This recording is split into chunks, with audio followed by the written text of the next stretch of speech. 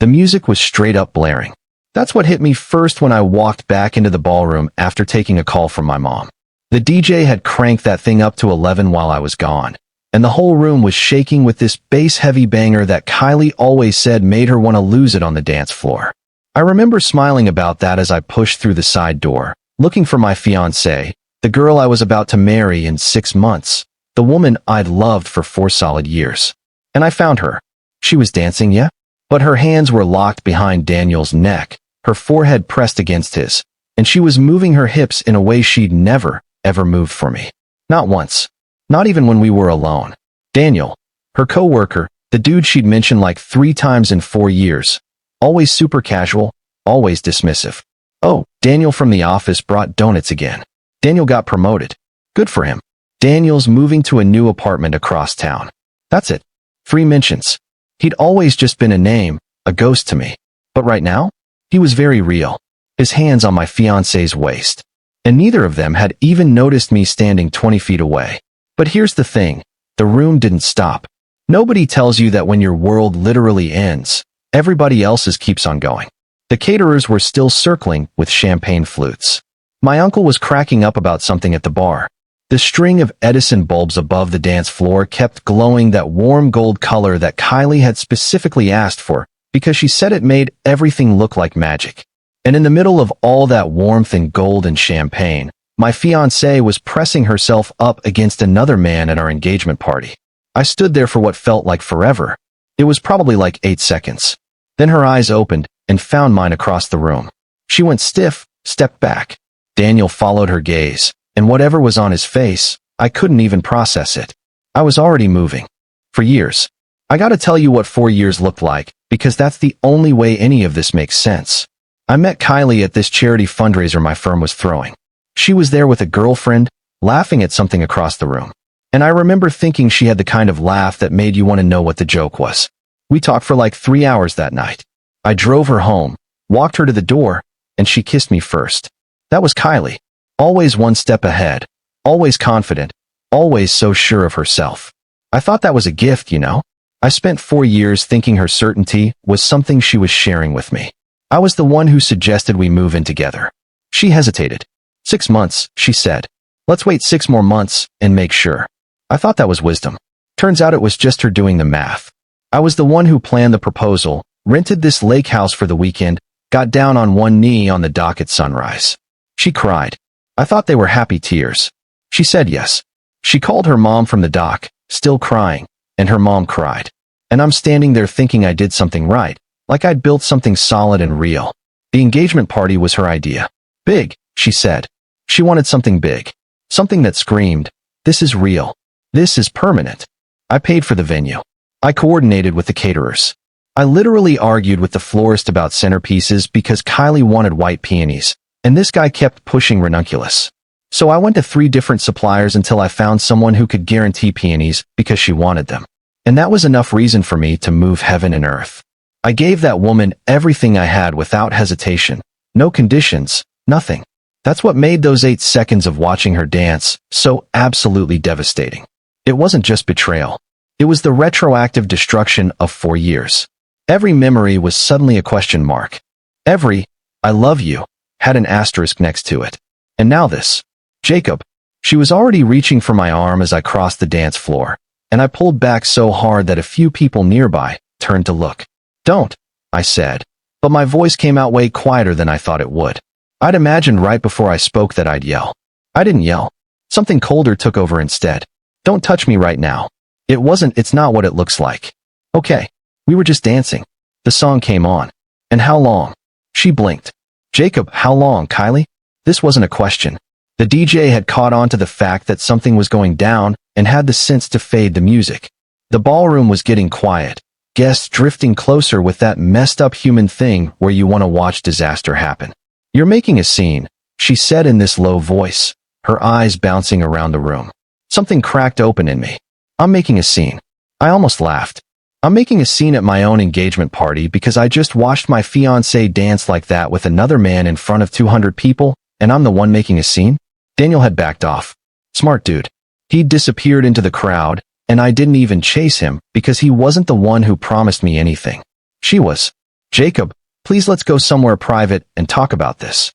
No. It came out like a door slamming. We're talking about it here. How long have you been seeing him? Her jaw got tight. Something shifted in her eyes. The pleading just vanished, and something else came in. Something I recognized later as relief. The relief of someone who was finally done pretending. 7 months, she said. The room went dead silent. I could literally hear my own heartbeat.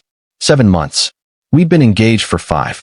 She'd agreed to marry me while already 7 months deep into something with someone else. She'd cried on that dock, called her mother, planned an engagement party, chosen peonies over ranunculus, all of it, while carrying 7 months of Daniel. The trip you took, I said.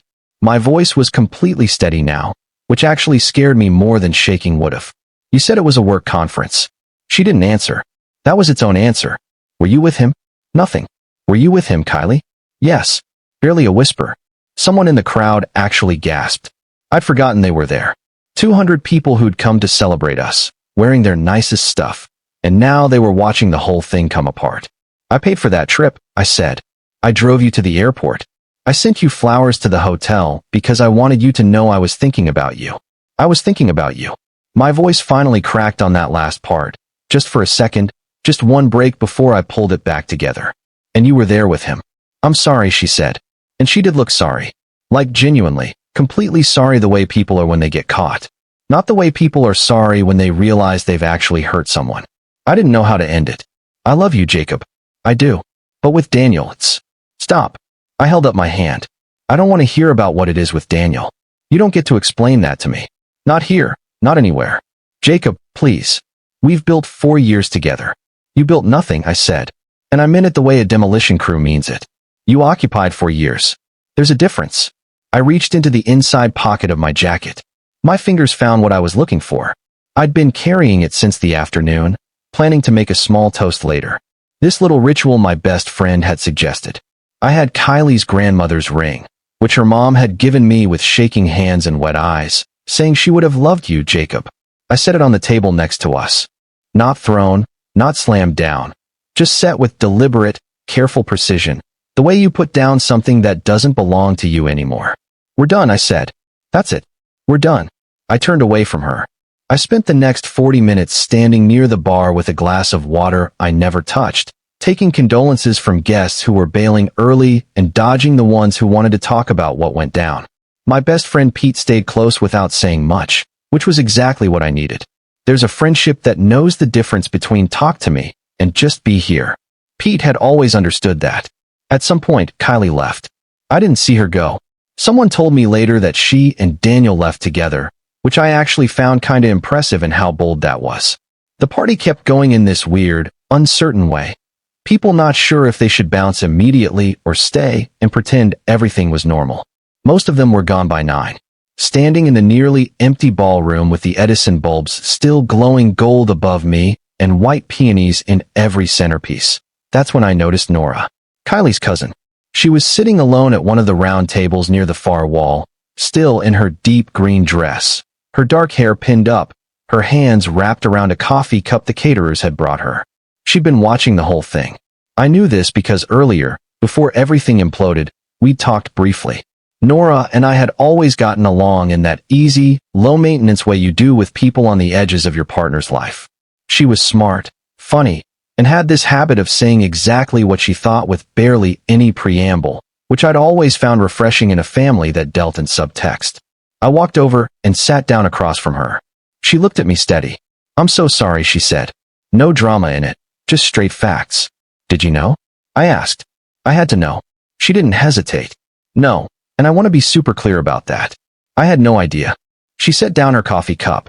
But I'm not entirely surprised, and I'm sorry for that too, because I should have been. There were things I noticed that I just dismissed, and you deserved better than that from the people around you. I just stared at her. In 4 years of family stuff and holidays and dinners, Kylie's cousin had never talked to me like that. What things? She mentioned Daniel in February, Nora said. A friend from work, but the way she said it felt off. I let it go because I didn't have proof, and I didn't want to get in the middle. Looking back, I wish I'd said something. We sat quiet for a minute. The last of the catering staff were folding tablecloths at the far end of the room. What are you going to do? Nora asked. I don't know yet. I said, which was true. The anger was still there, cold and heavy in my chest. But underneath it, something else was forming. The slow, deliberate geometry of someone who decided not to be a victim of this story. Well, she said, picking up her coffee cup again, whatever it is, I think you're going to be okay. She said it without any performance, just like someone who actually believes it. And against all odds, it helped. The week after the party was the worst part, the grief-shaped part. The part where you wake up and for the first half second you're still innocent before everything crashes back in. I moved her stuff to the hallway of our apartment while she was at work the next day. Boxed it up with a neatness that actually surprised me. Her key got returned through her sister. She sent 3 texts and 1 email that I read once each and didn't respond to. Pete came over 3 nights in a row, and we ordered food and watched trash TV, and he never once tried to spin what happened as anything other than what it was, a complete and total betrayal. By the end of that week, I'd stopped crying. By the end of the second week, I was planning. Here's the thing about being genuinely wronged by someone who made specific promises to you. You don't have to manufacture anger. The anger's just there, clean and useful, like a tool someone left on a workbench. You pick it up and decide what you're going to build with it. Step 1 was the apartment. The lease was in my name.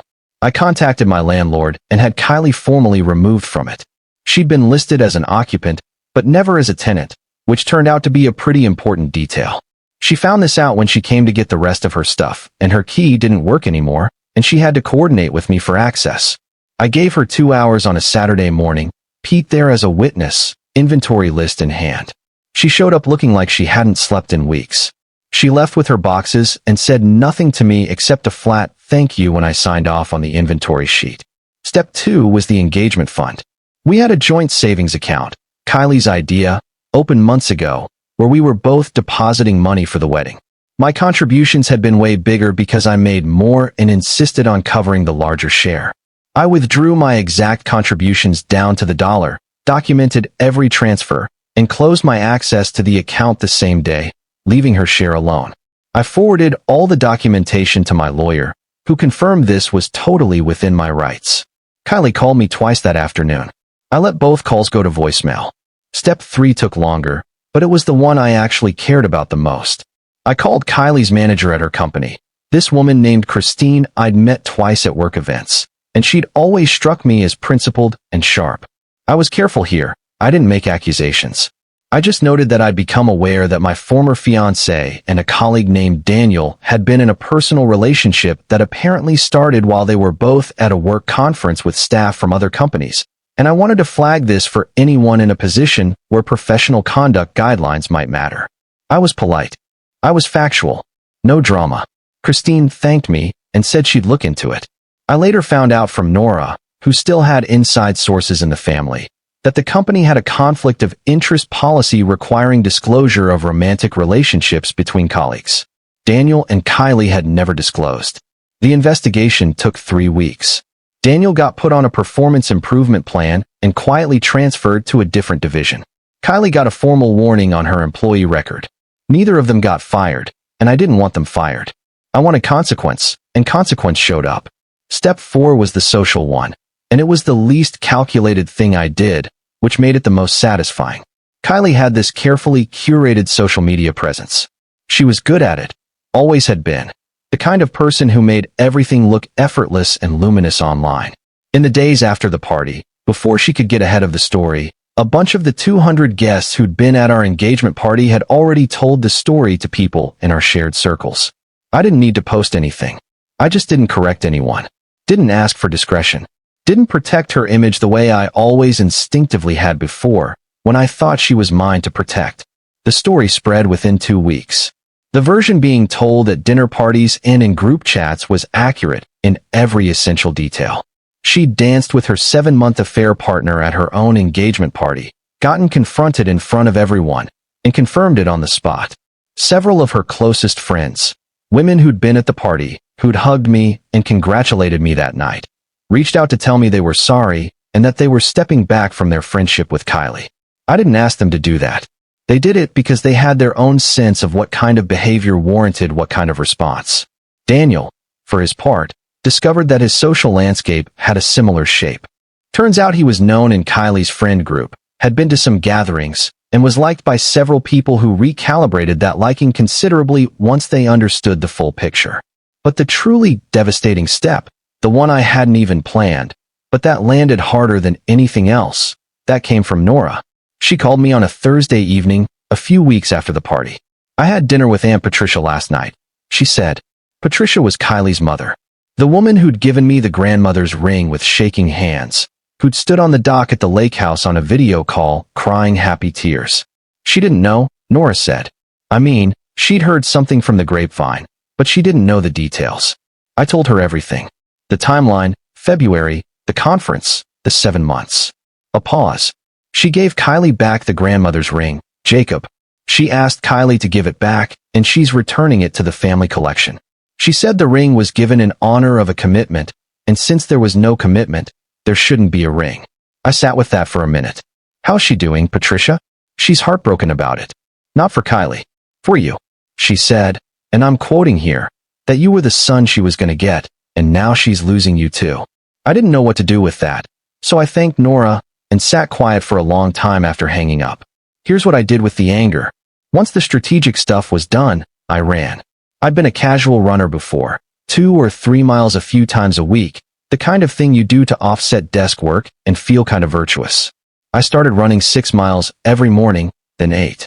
I entered a half marathon and finished in the top third of my age group. The training gave my mornings shape and my body a new language. And somewhere in those early morning miles, running through the city while it was still mostly quiet, I started understanding that I hadn't been half the person I was capable of being, because I'd spent 4 years building my life around someone else's idea of what my life should be. At work, I asked for this assignment I'd been quietly wanting for a minute, a lead role on this complex regional infrastructure project my firm had been developing. My manager said yes without hesitation, and I later found out from a colleague that she'd been waiting for me to ask, that she was surprised I hadn't pushed for it sooner. Within 6 months, the project was ahead of schedule, and I had this small team under me that functioned exceptionally well. I was good at the work. I'd always been good at the work. I'd just been spending my non-work hours on someone who didn't deserve them. I went to therapy, not because I was falling apart, but because I wanted to understand exactly how I'd invested 4 years in someone capable of what Kylie did, and I wanted to make sure I got it well enough to not repeat it. My therapist was this quiet woman who had the useful habit of letting silence sit until you filled it yourself, which forced you to find things you didn't even know were there. Over 6 months of weekly appointments, I learned that I had this pattern of treating loyalty like a virtue that let me off the hook from actually looking at whether I was getting it back. That's a generous way of saying I trusted too completely, too quickly, too permanently. I'd made commitment a one-way street and convinced myself that was love. It wasn't love. Or maybe it was love, but it was love given to the wrong person for the wrong reasons. And understanding that distinction was what finally let me put it down. Nora and I started talking more during this time. Not romantically, not yet. Just the kind of talking that happens when you discover, somewhat to your surprise, that someone you've known kind of peripherally for years is actually excellent company. She texted me after my half marathon to say she'd seen the result posted online and that she was genuinely impressed. I called her back to say thanks, and we talked for 2 hours about running and her work as an architect, and this book we'd both apparently read recently, and whether this restaurant near my office she'd been meaning to try was actually as good as the reviews said. The conversation had this quality of something that had been waiting to happen. Easy, unforced, with this particular warmth of 2 people who already know they like each other and are just now getting around to acting on it. We had dinner the following week. Then the week after that, she told me at the second dinner that she'd spent years on the outer edges of her family's social stuff, feeling like a useful but slightly ornamental presence, and that she'd never expected to find through something as awful as what happened at that party, a friendship that felt this real. I told her I understood exactly what she meant. She ordered dessert even though she'd said she wouldn't, and I didn't say anything, and she caught me not saying anything and laughed. And I thought, there it is. There's the laugh I want to know the joke of. I didn't rush it. I'd learned something about rushing. We went slowly and carefully, with the kind of transparency you earn only by having been thoroughly deceived. I told her clearly what I was looking for and what I wasn't ready for, and she told me the same. And we built something honest from the beginning because we'd both seen up close what dishonesty looked like. A few months after the engagement party, Kylie called me. I almost didn't answer, but there was a part of me, the part my therapist had been helping me understand, that recognized I needed the closure of this call, that avoiding it would mean carrying it forward rather than setting it down. I answered on the fourth ring. She sounded different, smaller than the voice I'd known. She asked if I could meet her, and I said no. That whatever she needed to say, she could say right now. There was silence, and then she started talking. Daniel had ended it. A few weeks after the party, once the professional fallout had started and the social reverberations were doing their thing, he told her that he thought they should step back, that things were too complicated, that he needed space. She apparently hadn't anticipated that outcome. She'd left me for something, or so she thought, and the something had just evaporated. She was calling, she said, because she needed me to know she was sorry. Not the way she'd been sorry at the party. That reflexive, caught-in-the-act sorry. This was different. She'd spent weeks trying to understand why she did what she did, and she didn't have a satisfying answer. The closest she'd come was recognizing that she'd been afraid of how permanent everything felt and had found a way to sabotage it rather than be honest about her fear. I listened to all of it. I didn't interrupt. And when she finished, there was this long silence. I appreciate you saying that, I said. I genuinely do. I think saying it took something, and I don't want to minimize it. Thank you, she said quietly. But I want you to hear me super clearly about what comes next, because I think you're calling hoping this conversation opens a door, and it doesn't. I said it without cruelty, just fact. We're not going to be friends. We're not going to be anything. What you did wasn't a mistake. It was 7 months of daily decisions every single day to deceive me. You got on a plane to be with him while I was sending you flowers. That's not fear of commitment. That's a choice. You made it. I've accepted it. I've moved on from it. And you need to do the same. She was quiet for a minute. Are you happy? She asked finally. Yeah, I said. And I meant it completely. I'm glad, she said. And she sounded like she meant that too. In the way people mean things when the damage is done and all that's left is the strange, sad sincerity of what comes after. We hung up. I sat with the phone in my hand for a minute, waiting for something to come. Grief or anger or longing. Nothing came. Just the clean silence of a chapter that was genuinely over. The last time I saw Kylie was at a family birthday dinner for her aunt, Patricia's sister. Nora had invited me. I'd hesitated, not because I was afraid of seeing Kylie, but because I wanted to be sure I was showing up as someone present and forward-looking rather than someone still orbiting the past. Nora had listened to my hesitation and said simply, "Come because you want to be there, and don't come if you're coming for any other reason." That was the kind of clarity I'd learned to love about her. I came because I wanted to be there. Kylie was already at the restaurant when Nora and I arrived. She was sitting near the end of the table, thinner than I remembered, wearing something beige and careful, and her eyes found us the moment we walked in. Found Nora's hand in mine, specifically. I watched something move across her face. This complicated, flinching expression that resolved into a kind of resignation before it fully formed. She looked, for the first time in all the years I'd known her, uncertain. Not confident. Not 2 steps ahead. Not certain of anything. Just a person sitting at a table who was reckoning quietly with the distance between where she was and where she might have been. Patricia, Kylie's mom, stood up when she saw me and came around the table to hug me in a way that said everything her daughter hadn't. She held on for a beat longer than a casual greeting requires and said into my shoulder, "You look wonderful, Jacob." "Thank you," I said. "So do you." I sat next to Nora and across from people who were glad I was there. The dinner was warm and easy and full of the kind of conversation that builds you up instead of wearing you down. Nora laughed at something her uncle said, and I watched her laugh, and I thought about how strange and precise life's geometry is. How something as shattering as what happened at that party had functioned in the end as a redirection towards something better than what I'd been building before. Kylie and I didn't speak directly at dinner. There was no confrontation, no dramatic final scene. She left before dessert, touching her mom's shoulder briefly as she went, and I watched her go without feeling anything that required attention. After dinner, walking back to Nora's car through the cool night air, she asked, "How are you doing?" "Good," I said. "Really good." She looked at me sideways in that assessing, curious way she had, never invasive. "Not performing good." "Not performing," I said. I found her hand. "Actually good." She squeezed my hand once, and we kept walking. A year and a half after an engagement party that was supposed to be the beginning of one life, I was standing in Nora's kitchen at 7 in the morning making coffee, while she revised a set of architectural drawings at the kitchen table.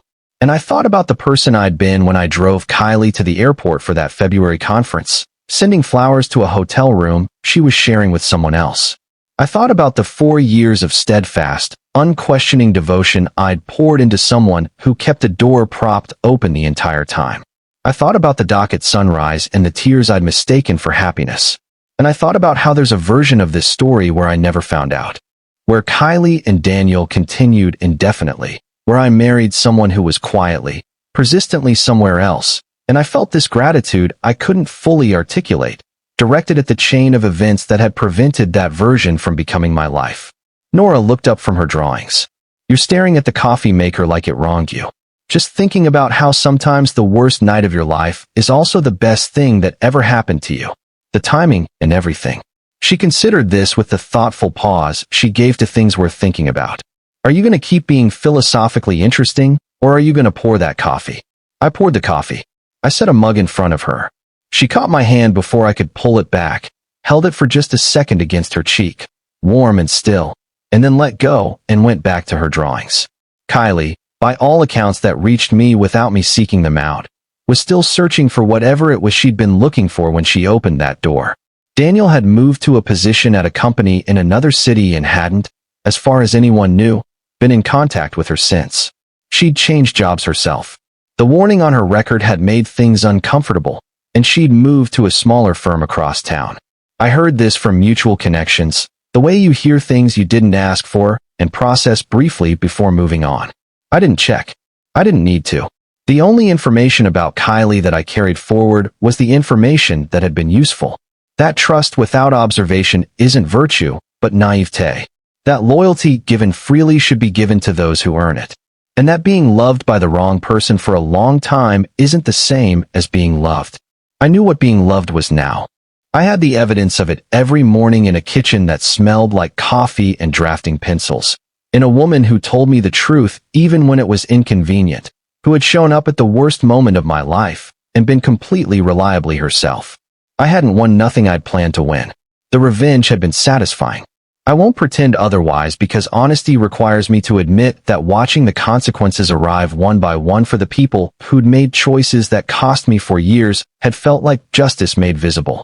But justice isn't the same as happiness, and I'd learned to want the harder, less dramatic thing. I sat down across from Nora at the kitchen table. She'd made 3 small corrections to her drawing in the time it took me to sit down, and she didn't look up, but the corner of her mouth tilted slightly. The expression she made when she was aware of something without needing to announce the awareness.